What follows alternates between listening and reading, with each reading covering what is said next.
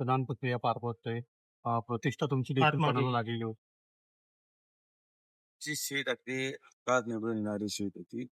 महायुतीचे जेवढे आमचे उमेदवार आहेत त्याची टोटल जर पाहिली जवळपास 450च्या वर महायुतीचं असल्यामुळे आमच्या शहराला काही धोका नव्हता, कुठला चॅलेंजही नव्हता. त्यामुळे त्याच्यात काही प्रश्नच नव्हता की परत पणाला लागले की काय. महायुती म्हणून आम्ही सगळे एकत्र होतो, आमची सीट येणारच होती. उत्तर महाराष्ट्रामध्ये काय स्थिती आहे?